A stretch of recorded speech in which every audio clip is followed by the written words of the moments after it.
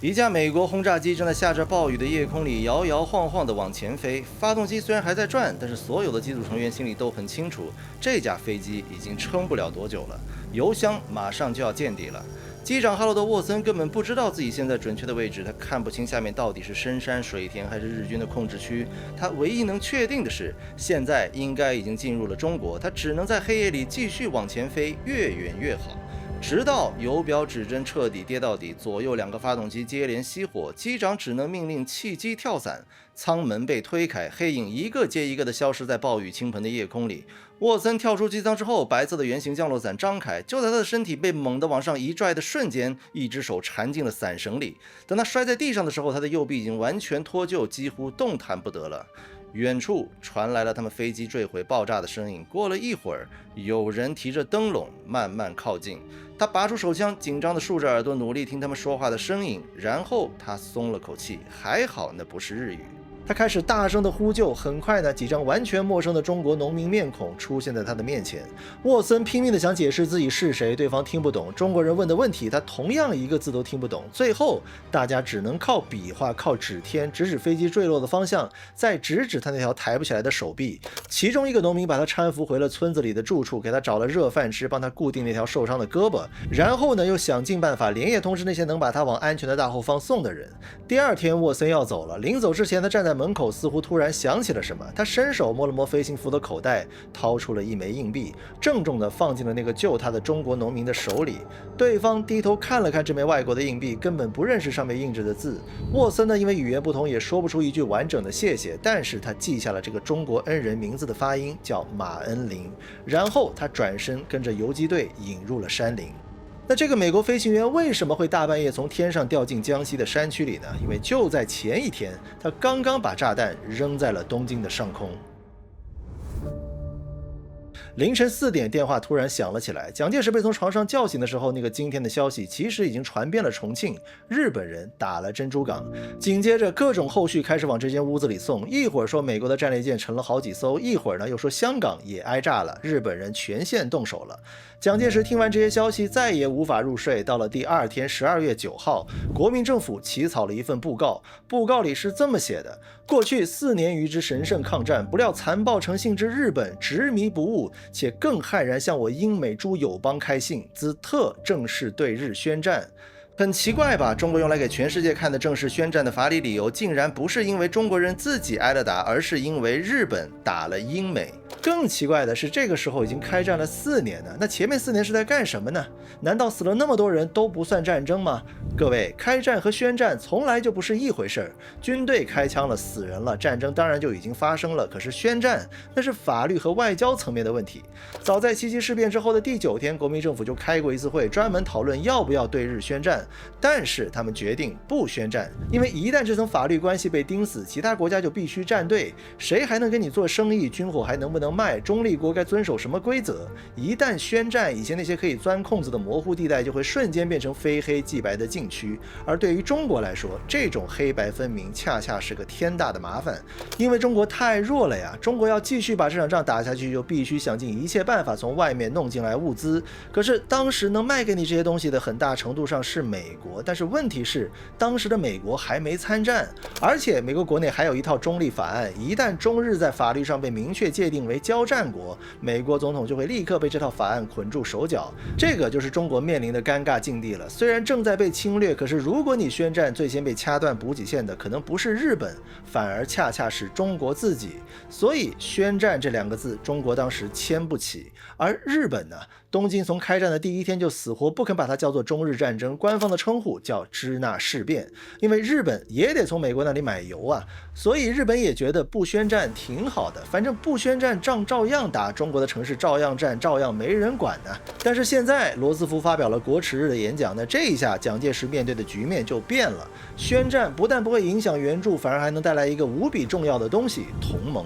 晚上7点，2份宣战布告摆上了办公桌，一份对日本，一份呢对德国和意大利。然后73岁的国民政府主席林森拿起了笔，沾了墨，分别在布告上写下了4个字：主席林森。4年前不敢签的字，这一天终于落了笔。从这一刻起，美国、英国、苏联、中国站在一边，德国、日本、意大利站在另一边。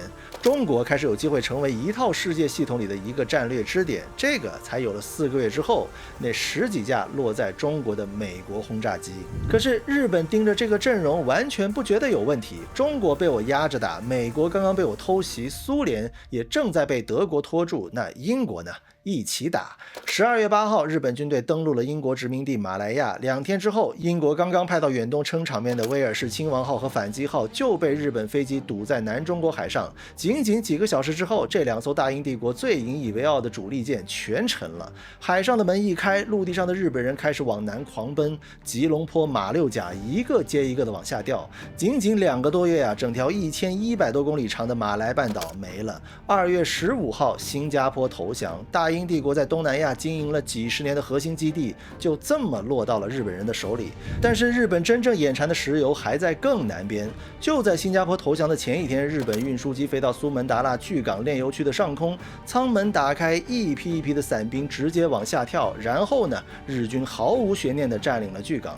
紧接着，爪哇海上的盟军舰队被击溃，河属东印度迅速陷落。从珍珠港开始，不过短短几个月日本发动这场战争之前列在购物清单上的东西几乎全部拿到了。日本现在就像是个突然手握巨富的孩子，橡胶是你的了，油是你的了，但是接下来你怎么把这桶油运回日本呢？你得把它抽出来炼好，送到港口装进油轮，然后这艘油轮要穿过几千公里的危险海域，一路上可能有盟军的潜艇、飞机和军舰，所以你还得派军舰护航。所以这个时候你发现了吗？拥有油田和能够使用石油，它根本就不是一回事儿。这有点像是什么呢？你辛辛苦苦集齐了7颗龙珠摆在地上，满心欢喜，以为大功告成了，结果你突然发现你根本不会念召唤神龙的咒语。那日本面临的是个什么情况呢？新加坡是一个点，巨港呢也是点，马尼拉呢还是点。那连接他们的是什么呢？海峡航线岛链，一条又一条海上的运输线，这些是线，而在它们之间呢，是一个由浩瀚海面组成的巨大无比的面。这一题不会做啊，你还记得吗？日本在中国遇到的同样是这个问题啊。广袤的乡村，复杂的山地，无数的人口和游击队，大片大片的土地，绝对不会因为你在一座城市里挂上了国旗，就自动变成了你能安稳睡觉的地方。军事上的占领和长期的控制，这个是完全不同的2种能力。所以日本看似换了战场，可是底层逻辑依然是点线面，而且这一次情况比在中国还要让人绝望啊！因为在中国一条铁路线断了，你据点里的日军多少还能去周围的农村抢点粮食，可是到了大海上，太平洋上的线不只是控制线，它是唯一的生命线啊！岛上的驻军要吃饭，飞机要烧油，伤员要药品，这一切全部得靠船运。如果船1个月不来，那就不叫控制力薄弱了，这群人会活活饿死在岛上。日本现在每赢一场，拿到一个新的点，版图就在变大，但是同时呢，它要保护的海域就会大一圈，舰队和商船就得跑得更远。也就是说，胜利本身正在制造更加恐怖的新成本，这个就是1942年的春天处于巅峰期的日本面临的问题。但是即便如此，这个时候山本56竟然还要坚持继续往东打，军部的人就开始质问他了，有这个必要吗？山本斩钉截铁的回答有。双方为此争得面红耳赤啊！争到最后，山本甚至抛出了一句狠话：如果不同意，我就辞去联合舰队司令长官的职务。难道他不知道这样做会进一步拉长日本的战线吗？他当然知道，但是他更清楚，如果不这么做，就是在给美国做题的时间。没有人比山本更清楚一个问题了，那就是珍珠港为什么可以存在呢？夏威夷的位置当然好，可是位置好和能养活一整支太平洋舰队是完全2码事。在山本56看来，有珍珠港这件事就意味着美国有能力在太平洋中间无中生有，造出了一整套能够让舰队停靠、加油、补弹、维修，然后再出发的系统。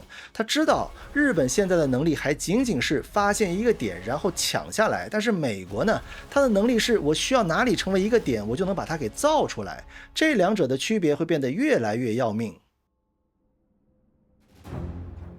切斯特·尼米兹正式接管了美国的太平洋舰队，但上任之后，他最想先看的是港里那些歪七扭八的船。于是呢，一艘小艇载着尼米兹慢慢地开进了珍珠港，陪在他身边的是专门负责舰艇打捞工作的海军工程军官霍莫·沃林。那这一路，尼米兹几乎一言不发。海面上还到处漂浮着黑乎乎的重油啊！那些几个月前还代表着美国海军荣誉的巨舰，现在一艘接一艘像尸体一样躺在港里。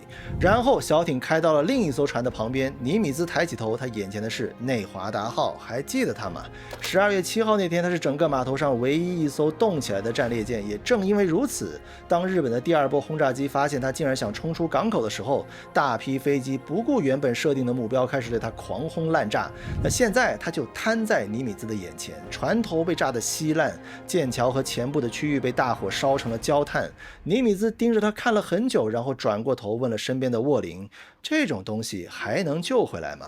沃林咬了咬牙，告诉他：“可以试。”紧接着第二天，内华达号的旁边多了一群潜水员，而且尼米兹想修的不只是船。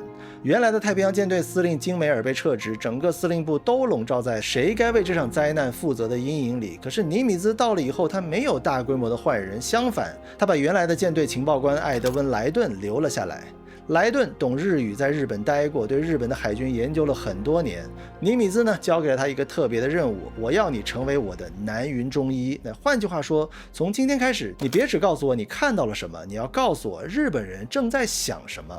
时间就这么一天一天的往前走，尼米兹看到的战报依然难看的要命，日本还在疯狂的往南推进，菲律宾危在旦夕，东南亚一块接一块的掉进日本人的手里。但是只要他一抬头，窗外的珍珠港开始出现了一些非常奇妙的变化。1天、2天、1个星期、2个星期，内华达号的船体露出水面的部分开始越来越多了。尼米兹到任珍珠港仅仅过了6个星期之后，内华达号竟然真的重新浮起来了，而且远远不止一艘内华达号啊，整个珍珠港都在变。尼米兹刚来的时候，这个港口给人的感觉是安静，是那种死透了的安静。但是几个星期以后呢，当尼米兹再走到港边，声音已经变得完全不一样了，到处都是锤子敲钢板的声音，焊枪在船坞里一闪接着一闪。在西弗尼基亚号和加利福尼亚号的残骸边，更多的潜水员每天泡在脏水里摸索、切割、打补丁。那座日本人当时忘了炸的干船坞探照灯彻夜通明，码头上的吊车重新转了起来，被炸坏但是还能动的军舰开始排着队进船坞，修完一艘呢，就腾出位置给下一艘。有的船甚至都已经不在了，是修好了开走了。福特岛的机场跑道上呢，弹坑被迅速的填平，新的跑道一条接一条的铺好。每天的清晨，从海平线的尽头，从美国西海岸开来的货轮和运输船开始排着密集的队形驶入珍珠港。他们源源不断地卸下无数的装甲钢板、崭新的战斗机，还有一船又一船的年轻海军。你发现了吗？美国可以用一个面的能力来解决一个点的问题。于是1个月之前，尼米兹刚刚接手太平洋舰队的时候，他面对的问题还是下一次日本人再打过来的时候，我该怎么守住珍珠港呢？但是现在他已经可以开始思考另一个问题了，我什么时候可以打回去？而且这么想的还不光光是他，早在1月份，罗斯福就下过一个命令去轰炸东京。但是罗斯福要的不是摧毁日本，他甚至根本不指望这次轰炸能炸掉日本的几座兵工厂，他要的是另一个东西。美国宣战以来，老百姓看到的全是噩耗，美国一直被按在地上打，所以罗斯福急需一个一眼就能看懂的头条：东京被美国炸了。可是问题来了，怎么炸呢？陆军的重型轰炸机飞得远，但是日本周边根本就没有一块让美国人起降的机场。航母虽然可以开过去，但是舰载机的腿太短了，要想炸东京，航母就必须冒着全军覆没的风险去贴到日本的家门口。也就是说，有长腿的没有机场，有机场的飞机腿又太短了。那这个想法在当时看来简直就是痴人说梦。直到一个叫弗朗西斯·洛的海军少校的脑子里突然冒出了一个念头：这种陆军的大家伙有没有可能能够从航母上飞出去呢？你要知道，正常的航母的舰载机都很小，机翼可以折叠，机身轻巧，那这种设计就是为了在甲板上起降而生的。但是陆军的轰炸机就完全是另一个物种了，动辄10几吨重不说，体积就更大了，一架就能占去甲板上的一大片地方。但是如果真的能在航母上起飞，它的航程就足够摸到东京，而且双发轰炸机的载弹量比舰载机要大得多。这个念头后来火速的被华盛顿变成了一个叫第一特别航空项目的绝密计划。摆在他们面前的第一个问题就是怎么起飞呢？军方找来了一个人，詹姆斯·杜立特。这个人年轻的时候就是美国航空界出了名的疯子，早在1929年他就完成过航空史上第一次座舱被完全蒙住，纯靠看仪表盘完成的起飞和降落的盲飞。换句话说，这个人最核心的业务能力就是当所有人都觉得一架飞机绝对不可能这么飞的时候，他就喜欢研究怎么把它给飞起来。杜立特接到任务之后，立刻开始去部队里捞人。第17轰炸机大队的顶尖飞行员被秘密的召集了起来。杜立特没有告诉任何人他们要去干什么，他们得到的信息只有一句话：现在有一个极度危险的秘密任务，你很可能回不来，谁愿意参加呢？没有人退出，人就这么凑齐了。接下来，这群王牌飞行员被拉到了一个秘密机场，在那里，他们第一次见到了一个叫亨利·米勒的教官。米勒呢，只给了他们唯一的一个训练目标：把你们的 B-25 轰炸机在大约150米的距离里给我飞起来。150米啊，你平时开车稍微踩2脚油门就滑过去了。他们开始试，1次、2次、几十次，但是不管他们怎么想办法，最后得出的结论就是不可能啊！现在的重量150米是绝对飞不起来的。好，那就减重。这些轰炸机被拖进机库，开始极限减重，能拆的东西全拆，防御武器能省就省。经历了好几轮减重和无数次起飞操作优化之后，他们还真的飞起来了。于是3月底，16架已经改得面目全非的 B-25 被一架一架的调上了大黄蜂号航母。因为机翼实在太宽了，这些飞机只能全部露天绑在飞行的甲板上。4月2号，大黄蜂缓缓地驶出了旧金山湾。这个时候，舰长马克·米切尔才打开了全舰广播，他揭晓了那个保密了几个月的终极答案：我们的目的地是日本，我们要去轰炸东京。但是到这里，你发现了吗？有一件事他们没有去解决，那就是降落。从航母上起飞和在航母上降落，这根本是2个维度的问题。你让这么重的轰炸机在航母上降落，都别说距离了，光是这个重量就会直接砸穿甲板。那好，炸完东京之后去哪里呢？只剩下唯一一个可能的正确答案了：美国的新盟国中国。按照原计划，大黄蜂号还要再往前开几个小时，离日本越近，轰炸机留给后半程飞往中国落地的燃料才越有保障。结果突然出事了。远处的海面上出现了一条日本船，那是一艘负责放哨的小型警戒船。那这下麻烦大了，因为这种小船存在的唯一意义就是，只要看见美国舰队，就要立刻把电报发出去。美国的护卫巡洋舰立刻开火，这艘小船很快燃起大火，沉入了海底。可是船虽然沉了，但是谁也不知道它到底有没有把电报发出去呢？这个时候，美国舰队距离日本的海岸还有大约650英里，这个比原定的起飞位置足足远了将近250英里啊！摆在面前的选择呢，只剩下2个了。要么硬着头皮继续往前开，但这个就意味着，如果已经暴露，那就很可能撞上日本派来的轰炸机；要么呢，现在就飞。可是如果现在起飞呢，多出来的几百公里就得靠 B-25 自己的油箱去硬扛了。要知道，为了减重，他们原本的燃油就已经抠到极限了，所以即便能撑到中国，肯定也到不了预定落地的机场了。但是杜立特没有犹豫，他命令所有飞机立刻起飞。甲板上瞬间沸腾了，16架庞大的 B-25 发动机一台接一台的点火。第一架上阵的就是杜立特本人，因为后面全部停满了飞机，留给他的跑道是最短的。杜立特猛地松开刹车，10几吨重的 B-25 开始顺着甲板狂奔，前面的甲板越来越短，越来越短，然后路没了。飞机离开航母镜头的那一瞬间，猛地往下沉了一下。就在快要拍进海浪的刹那，2台全功率运转的发动机硬生生地把它重新拉了起来。杜立特飞出去了，甲板上爆发出震耳欲聋的欢呼。第2架推上起飞位，然后是第3架、第4架，16架轰炸机全部奇迹般的成功离舰。但是这个仅仅是第1关，接下来他们还要横跨600多英里危机四伏的深海。杜立特一推操纵杆，把飞机的高度压了下去，低到什么程度呢？大概也就是距离海面不到10米。从飞行员的高度看出去，挡风玻璃前就只有一片不停向机头扑过来的灰色海浪。只有这样才能把被发现的可能性降到最低。几个小时的煎熬之后，前方的颜色变了，灰色的海平面尽头出现了一条清晰的黑线。杜立特第一次亲眼看见了日本本岛的海岸线。飞上陆地之后，和珍珠港当时一样，地面上的日本平民没有人知道他们是谁。在普通日本老百姓的认知里，打仗那是中国马来亚的事，离东京远着呢。杜立特就继续保持着超低空，铁路、农田、低矮的木板房一片一片的从机翼下方飞速的往后退，很快前面的建筑开始变得越来越密，高耸的烟囱出现了，成片的厂房出现了，一座庞大的城市铺满了整个视野，东京到了。直到这个时候，杜立特才猛地往后一拉操纵杆，把机头拽了起来。500英尺、1000英尺、1500英尺，这个时候地面的日本人终于反应过来了，防空警报拉响，高射炮开始开火，飞机呢笔直的冲到目标上空，然后终于炸弹脱离了机腹。就在这个时候，另外15架 B-25 也分别出现在了横滨、横须贺、名古屋和神户的上空，工厂、油库、军事设施，一颗颗炸弹砸了下去。几秒钟之后，机舱下面腾起了爆炸的火光和滚滚的黑烟，炸弹一扔完，他们根本没工夫在天上欣赏战果，他们立刻压转机头，重新贴回地面走，因为现在他们真正的敌人已经不是日本的防空火力了，而是驾驶舱里的油表指针。但是这次惊心动魄的行动给日本造成的物理破坏可以说是小的可怜，不过日本被震惊了。要知道，就在挨炸的当天上午，东京才刚刚煞有介事地举行过一场防空演习啊！而且你要知道，差点皇宫就被炸了。当天下午2点左右，参谋总长杉山元满头大汗地赶进皇宫，去向裕仁天皇当面汇报这场空袭。你可以想象一下那个画面，在过去100多天里，日本军方每天送进皇宫的都是什么消息呢？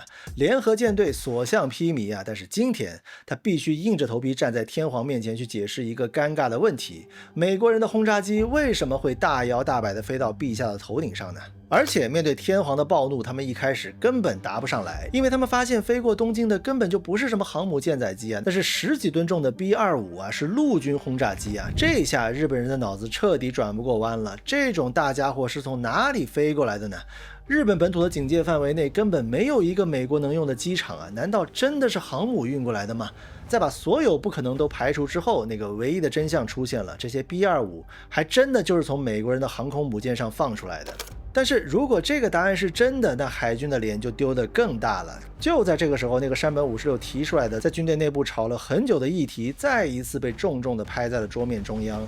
但是这一次不用再争论了，那10几架越过天皇头顶的 B-25替山本扫清了所有的反对的身影。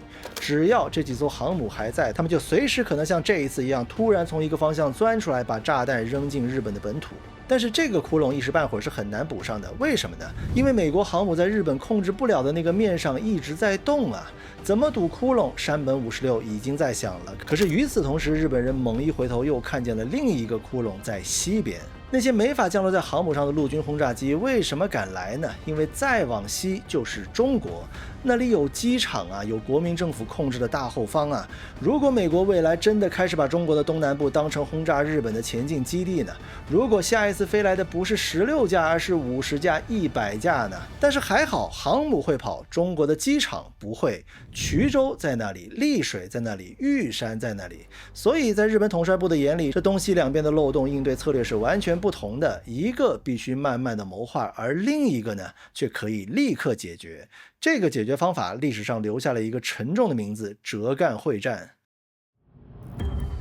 日本人动手了，日军投入的总兵力达到了80多个步兵大队，整整15万人。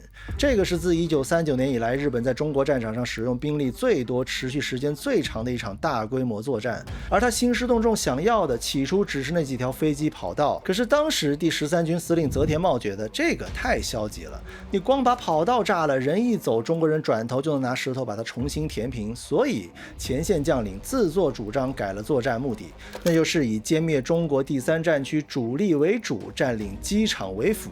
你看，日本人自己也发现了，光炸掉一个点是没用的。中国这边呢，定下的应对方案是把日军的补给线给拖长，兵力拖细，最后在衢州打一场硬碰硬的决战。国民政府为此专门从第9战区抽调了王耀武的王牌第74军，重兵压到了衢州附近，会战爆发了。在金华兰溪一线，国民革命军第79师和日本硬顶了3天3夜。天上是日本的飞机扫射，地上是日本的重炮群往死里轰，城墙被炸出一个又一个缺口，中国军人就堵在这些缺口上，拿刺刀跟往上涌的日军换命。打到第3天，师部终于接到了后撤的命令。可是后撤这2个字对那些走不了路的重伤员来说，就是一张死刑判决书啊！罗马早就炸死了，担架也根本不够用。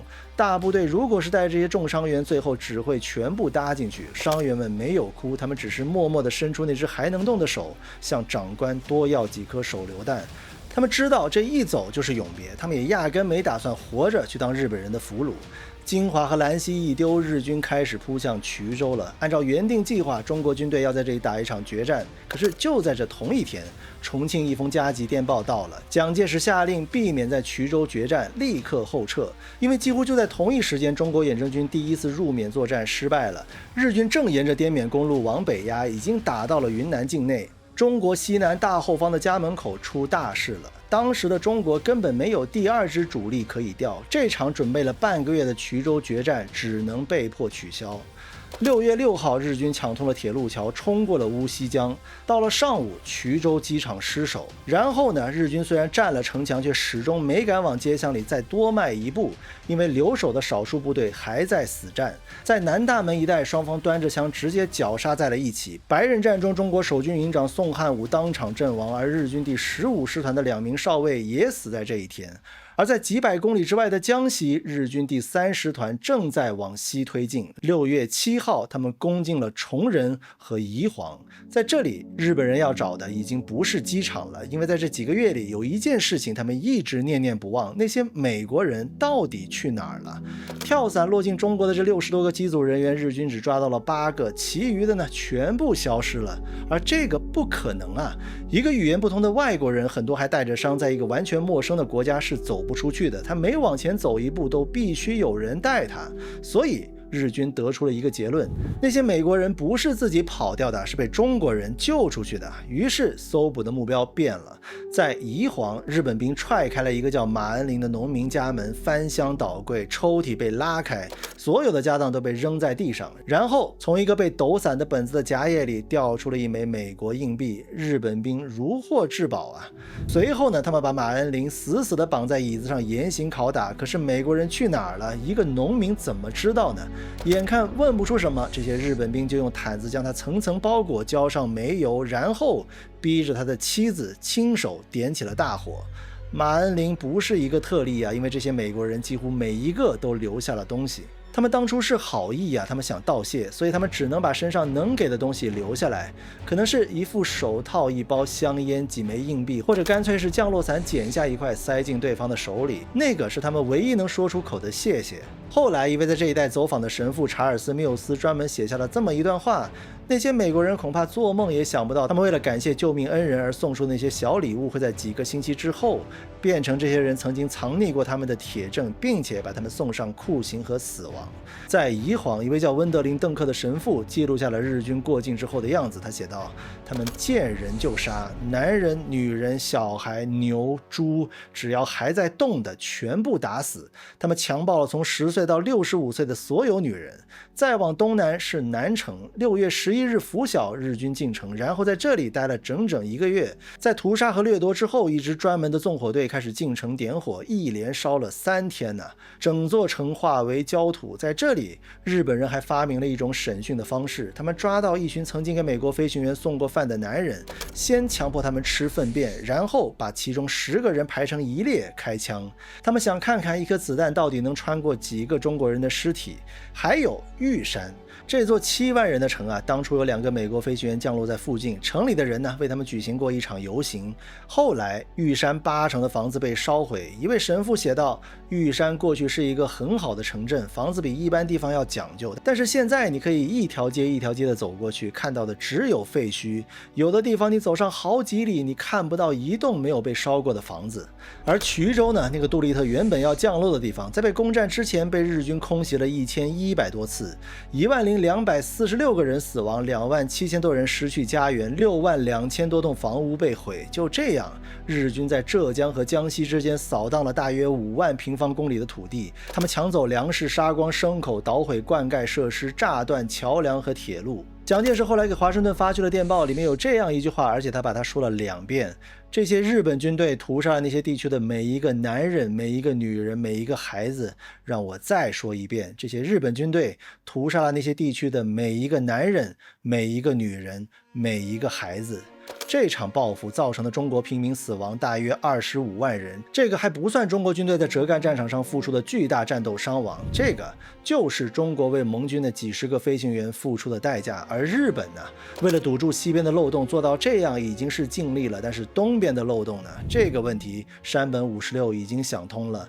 既然在大洋深处捞不到美国的航母，那就索性不找了，想个办法让他自己送上门来找我。那这个办法就叫中途岛。这个岛虽然小得可怜，但是它的位置很要命啊！从这里再往东1100多海里就是珍珠港了。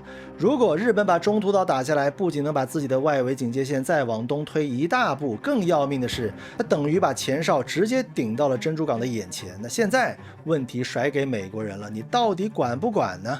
不管，那日本人就把轰炸机直接架到夏威夷的家门口，珍珠港从此永无宁日。那管呢？那美国手里仅剩的那几艘宝贝航母就必须从夏威夷开出来决战，这个才是山本五十六想要的。他要逼着美国人做出选择，剧本已经在他脑子里排练的天衣无缝了。南云中一的第一航空舰队先动手把中途岛炸烂，夏威夷的美军收到求救信号就必定会倾巢而出赶来救援，然后呢，在暗处以逸待劳的日本航母、战列舰和重巡洋舰就能一层一层的扑上去，这样就可以把珍珠港那天漏掉的美国航母在这片大洋的中央一网打尽。1942年的5月5号，日本大本营正式下达海军第18号命令，进攻中途岛。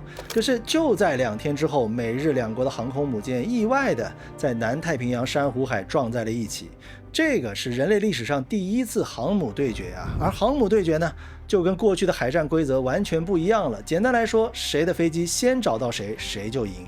5月7号，日本人先找错了目标，他们的攻击机群扑向了一艘看起来像航母的美军游船和护航驱逐舰，把宝贵的重型弹药全部浪费在了这组错误的目标上。而美国人的运气呢，稍微好一点，美军的轰炸机在海岛边缘先抓到了日本的轻型航母翔凤号，然后毫无悬念的，这艘轻型航母在美军机群的攻击下烧成了一团火球，沉入了珊瑚海。第2天5月8号，这一次双方都找对了，日本的机群扑向美国的航母，美国的机群呢也扑向了日本的航母，两批机群在10000米的高空交错而过，谁也没理谁，直奔对方的航母。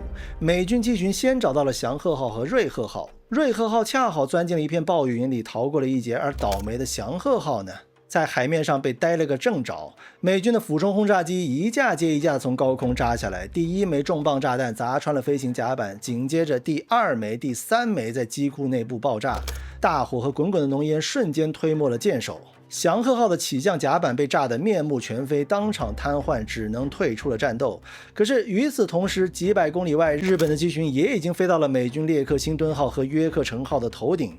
列克星敦号的舰体马上连续吃下了好几枚鱼雷和炸弹。几个小时之后呢，美国人抢救无效，最后只能狠心发射鱼雷，把它送进了海底。而另一艘约克城号呢，也没能躲过去，一枚250公斤重的炸弹直接砸穿了飞行甲板，硬生生地贯穿了好几层舱室，在舰体的深处猛烈地炸开，钢板被掀翻，舱室被炸烂，整艘船拖着重伤退出了战斗。珊瑚海的结果传到了山本手里的时候，他当然不可能高兴。翔凤号没了，翔鹤号呢被炸得必须回日本大修。瑞鹤号的船体虽然没事，但是舰载机和飞行员损失太大，短时间也很难重新投入战斗。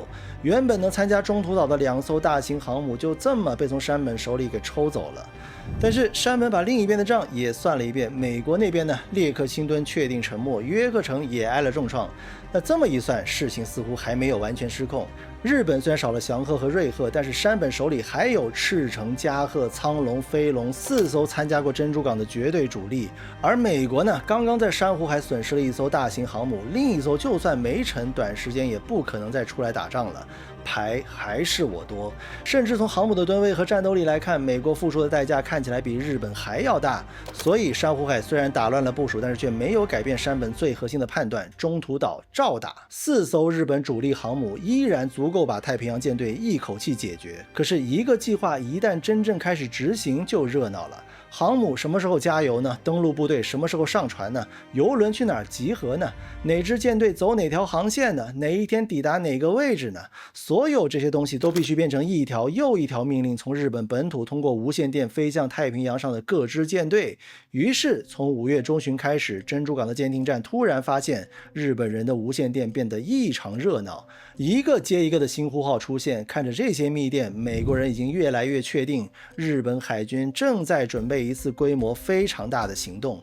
但是问题是哪里呢？而在这些不断出现的乱码里，美国的情报人员开始反复看到2个字母 AF， 有电报提到 AF 需要某些物资，有电报在讨论 AF 附近的航空活动。到5月中旬，莱顿的情报部门已经越来越坚信 AF 就是中途岛。但是华盛顿那边并不是所有人都相信啊。AF 为什么一定是中途岛呢？这种事不能靠我觉得，所以他们需要一个办法逼日本人亲口告诉自己 AF 到底在哪。莱顿团队想出了一个非常损的主意，他们让中途岛发出了一封很容易被破译的电报，岛上的海水淡化设备坏了，淡水不够。然后所有人开始等，没过多久，珍珠港截获了一条日本的加密通信，解出来以后，上面说 AF 缺水，情报部门终于可以确定 AF 就是中途岛了。确定了这个东西之后，其他的东西那就容易多了。日本人大概什么时候来，从哪个方向来，登陆部队在哪里呢？莱顿团队开始把一块块截获的情报往地图上拼，最后尼米兹甚至直接问莱顿，日本航母会在什么位置出现？莱顿呢，给出了一个具体到有点吓人的答案：6月4号早上6点，中途岛西北方向，方位325度，距离大约175海里。这一下，尼米兹要做的事情就完全不一样了。他开始布一个更大的口袋。第一件事，中途岛本身开始疯狂加人，战斗机、轰炸机、鱼雷机、远程巡逻机，只要能塞进去的飞机，尽量往岛上塞。到了战役前夕呢，中途岛已经集中了海军、陆军航空兵和陆战队的大批飞机，然后就是美国最宝贵的东西——航母。企业号、大黄蜂号先从珍珠港悄悄地出海，他们一路往北，再转向中途岛的东北方向，后面还有一支航母编队。最终呢，美国航母在中途岛东北几百海里的海面上汇合。这样一来，双方的优势其实就已经互换了。山本以为我先炸中途岛，美国的航母收到消息之后才会从夏威夷赶过来，但是实际上呢，美国航母已经在暗处等了好几天了。日本航母只要按照原计划来炸这个岛，就必须先暴露自己的位置。万事俱备，只欠南云。4艘庞大的航空母舰一艘接一艘缓缓地驶出港口，赤城、加贺、苍龙、飞龙。站在旗舰赤城号舰桥上的正是南云忠一。6个月前，就是他带着这支王牌舰队跨过太平洋，把炸弹扔进了珍珠港。偷袭珍珠港的时候，南云因为不敢等美国人来，就下令返航。这几个月在海军内部受尽了白眼。他知道山本这次让他打这一仗，就是要让他扬眉吐气，因为他的任务听起来就是要弥补上次的问题的。先去中途岛，把岛上的跑道、飞机和防御工事全部炸烂，然后等美国人来。所以这一刻，南云依然不知道美国航母躲在哪儿，但是这次不知道没关系了。经过将近1周的航行之后，他们抵达了距离中途岛几百公里的预定位置。天色刚刚发白，赤城号的飞行甲板上信号灯再一次全部亮起。4艘航母同时转向迎风，甲板上的地勤人员顶着强风，一个接一个地挥下起飞的手臂。短短几分钟之内，108架战机全部腾空而起。战斗机、水平轰炸机、挂着重磅炸弹的攻击机在舰队上空完成盘旋集结，然后像一片黑云一样扑向中途岛。南云站在舰桥上，看着最后一架战机消失在天边。到目前为止，一切正常，一切都在按照山本定好的剧本在往前走。剩下的一批精锐战机扣在航母甲板下，挂着重型鱼雷和穿甲弹。如果海面上突然冒出美国舰队，就拿这批大杀器去招呼他，两手准备，万无一失。然后第一件不对劲的事出现了。中途岛上的美国飞机竟然自己先找上门来了。最开始呢，是几架老式的鱼雷机，又笨又慢，他们贴着海面冲向日本的航母，几乎还没拉近投弹的距离，空中护卫的临时战机就扑了过去。这些鱼雷机一架被打得凌空起火，另一架直接头朝下栽进了海里。紧接着呢，又冲过来几架双发动机的 B-26轰炸机，赤城号开始疯狂的打舵规避，高射炮火网全开，几条鱼雷贴着船舷擦了过去，没有命中。可是就在南云以为这一波又被轻松化解的时候，一架已经被高炮打得千疮百孔的 B-26拖着黑烟，迎着赤城号的舰桥直接就撞了过来。南云站在舰桥的玻璃后面，眼睁睁地看着那架双发轰炸机在视野里急速的放大，座舱机翼喷火的发动机，甚至连机身上涂装的白色五角星都看得一清二楚。最后几秒钟，这架 B-26几乎就是贴着剑桥的指挥塔擦了过去，轰的一声扎进了海里。只差几米，南云和他整个第一航空舰队的司令部刚才就直接报销了。可是真正让南云开始起鸡皮疙瘩的，不是自己差点被撞死，而是中途岛上怎么可能还有这么多能飞的飞机呢？就在这个时候，第一波带队轰炸中途岛的指挥官从前方发回了一个电报：中途岛的抵抗比原先设想的多得多，需要进行第二波攻击。南云看了一眼怀表，时间还早啊。而且美国的航程从珍珠港出发至少还有2天的航程，好，那就再炸一次。命令迅速传到了底舱的机库，原本扣在甲板下准备打军舰的飞机全部卸下鱼雷，换装用来炸陆地设施的重型高爆弹。地勤人员马上冲进机库卸鱼雷、推炸弹，重新挂载。卸下来的鱼雷甚至还来不及运回弹药库，就胡乱地堆在机库的地板上。然后就在这个最要命的节骨眼上，侦察机来电发现敌舰。南云心里咯噔一下，立刻回电追问什么船。不知道，侦察机最初只报告大概10艘水面舰艇，南云只能在舰桥上焦急地等。过了一会儿呢，第二封电报到了，5艘巡洋舰、5艘驱逐舰，没有发现航空母舰。南云稍微松了一口气，这个听起来很合理，也许只是美军的常规巡逻舰队。可是没过几分钟，第3封电报被参谋跌跌撞撞地送上了舰桥，短短的一行字，让南云整个人如坠冰窖。敌舰队的后方似有航空母舰1艘。航空母舰它为什么会出现在这里呢？美国的航空母舰不是应该在几天之后才能慢吞吞地从夏威夷赶过来吗？南云当机立断下令，立刻停止换装陆用炸弹，全部重新挂回鱼雷，准备攻击美国航母。可是问题是，各种互相矛盾的流程在这一秒撞在了一起。刚刚去轰炸中途岛的100多架飞机已经飞到了头顶，他们在天上已经转了几个小时，油箱见底了，不少机身还带着弹孔啊！如果不马上降落，这些飞机和飞行员就得全部掉到海里喂鱼。而航母要收回飞机，就必须把甲板上的起飞机群全部清空。航母的甲板只有1块，同时只能做一件事，那怎么办呢？南云咬着牙做出了决断，先把自己的飞机接回来，回收完毕，重新排好甲板，然后再全军出去灭掉美国的航母。这个决定在战术上合情合理，你不可能为了抢那几分钟就把刚刚归来的100多架飞机全部扔进海里啊！于是4艘航母迎风航行，一架接一架返航的战机落在甲板上。底舱的机库里，地勤人员还在满头大汗地把刚刚装上的高爆弹再次改回鱼雷。而就在他们争分夺秒的时候，美国飞机又到了。这次是美军航母上的毁灭者鱼雷机，一批冲上来打掉，又来一批再打掉。日本的零式战斗机死咬在低空，把美国鱼雷机一架接一架的凌空打爆。有的美军飞机甚至还没来得及按下投弹按钮，就拖着火焰坠入了大海。日本舰队在海面上不断大幅度的机动避让，你不得不佩服日本海军的素质啊！几十条射过来的鱼雷，没有一条命中日本航母。美军那边呢，几个鱼雷机中队几乎被全歼呐。南云这个时候松了一口气，一艘航母也就只能带这些飞机了，现在应该打完了，只要再给我10分钟，只要把甲板上的战机排列完毕，就该轮到帝国海军挥出重拳了。上午10点20分，有人下意识地抬起了头，高耸的云层里钻出了一群黑点。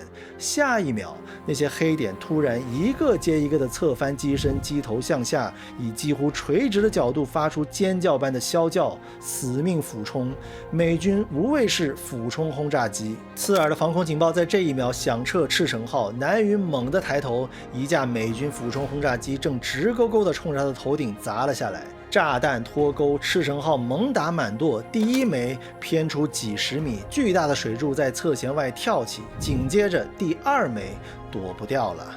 飞行甲板中部剧烈的向上一震，重磅炸弹砸穿了甲板，在满是油料和弹药的机库内部轰然引爆。几乎就在同一秒钟，无线电里传来了惨叫：加贺中弹，苍龙中弹。南云从舰桥上望出去，远处的海面上一根巨大的黑色烟柱正在从加贺号上升起，紧接着就是第2根、第3根。加贺号的舰桥被连环命中，整个舰岛被烈火彻底吞没。苍龙号连中3发，大火一路窜进底舱，而南云脚下的旗舰赤城，大火也已经从机库里疯狂地喷涌了出来。要知道那里停满了刚刚加满汽油的战机啊，地板上还滚落着来不及收回的重型鱼雷和炸弹。刚刚还在为决战准备的整个航空作业系统，在这一刻变成了一座无法扑灭的火山，一次爆炸引发下一次爆炸，水泵失灵，通信切断，烟雾越来越浓，舰桥上的地板烫得连鞋底都快要被融化。南云根本不知道这些美军轰炸机是从哪里钻出来的，他只知道5分钟之前他手里还有4艘纵横太平洋的无敌航母，现在呢，赤城大火焚身，加贺化为火海，苍龙彻底瘫痪，4艘主力只剩下了1艘还在动，飞龙号。南云被迫离开了赤城号，司令部狼狈地转移到了轻巡洋舰长良号上，但是战斗还没有结束，飞龙号还没中弹呢，甲板完好还能放飞战机，于是飞龙号上的攻击机咆哮着起飞了。这是开战以来日本人第一次把反击的拳头真正的砸在了美国的航母身上。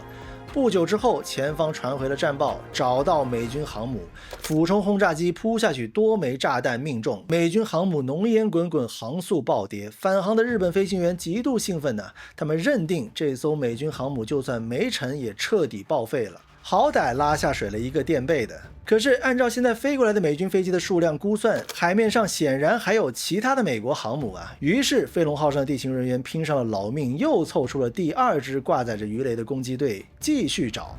几个小时之后呢，第2批日本飞行员在海面上果然又发现了一艘航母。他们从远处看过去，这艘航母正在高速航行，甲板平整，护卫舰队井然有序。太好了，这是第2艘。日本鱼雷机压低高度，多角度对穿切入，2条鱼雷精准的命中舰体，巨大的爆炸掀起了冲天的水柱。这艘航母终于失去了动力，严重倾斜。返航的日军飞行员带回来的消息让整个舰队稍微松了一口气，第1批重创了1艘，第2批又干掉了1艘。我们已经解决了2艘美国的主力航母但是很快日本的驱逐舰在海里捞起了一个跳伞的美军飞行员，从他嘴里抠出来的情报让所有人头皮发麻。附近的美军航母不是2艘，是整整3艘，大黄蜂、企业以及一个让日本人感到撞了鬼的名字——约克城。约克城，南云当然记得这个名字。不到1个月前，珊瑚海海战，日本战机明明把它炸得浑身是火按照日本参谋部的推算，约克城就算不沉，至少也得在干船坞上躺上好几个月。可是美军战俘清清楚楚地告诉他们，它就在这里，这怎么可能呢？8天之前，5月27号，重伤的约克城拖着黑烟开回了珍珠港。按正常的标准，这艘船的确需要几个月的大修，但是尼米兹没有时间，他给船厂下了死命令：3天之内，只要能开动、能放飞机就行。5月30日，经过工人们不眠不休的极限抢修，约克城竟然真的带着一身补丁重新驶出了珍珠港。更讽刺的是，刚刚飞龙号第1波轰炸机打中的就是约克城，炸弹确实命中了，但是在日军离开之后呢，美军迅速扑灭了大火，抢修好了锅炉，硬生生的把航速又提了上去，把甲板清理得干干净净。所以当飞龙号第2波鱼雷机赶到的时候，他们看到的正是一艘正在全速航行的看不出大火痕迹的航母。日本飞行员想当然地做出了判断，这肯定是第2艘其实不是，一直都是这艘约克城。你看，珊瑚海战让日本2艘航母在今天缺席，而美国的面呢，让约克城竟然还能在今天出现在这里，还浪费了日本人拼尽全力组织了2次决死突击。但是南云已经没有时间去感慨这一切了，因为就在飞龙号准备组织第3次攻击的时候，天空中死神再次降临。20多架美军俯冲轰炸机如约而至，飞龙号拼命地做 S 型的机动规避，第1枚炸弹落海，第2枚落海，然后连续4枚重磅炸弹狠狠砸穿了它的前部甲板。爆炸掀翻了舰体，大火从机库一路烧到船尾，飞龙号的甲板彻底化为了一片废墟，日本海军最后一根独苗也被黑烟完全吞没了。6月5号凌晨，太平洋上一片漆黑，赤城号还在烧，但是已经救不回来了。几艘日本驱逐舰缓缓靠近，鱼雷发射管调转方向，几道白色的尾迹切开海水，重重撞进赤城号的舰体。这艘6个月前载着南云忠一开向珍珠港，把整个日本送上国运巅峰的航空母舰，就这样一点一点地向海面侧倾，最后无声无息地沉进了万米的深渊。而在几百公里之外，超级战列舰大和号上，山本56彻夜未眠。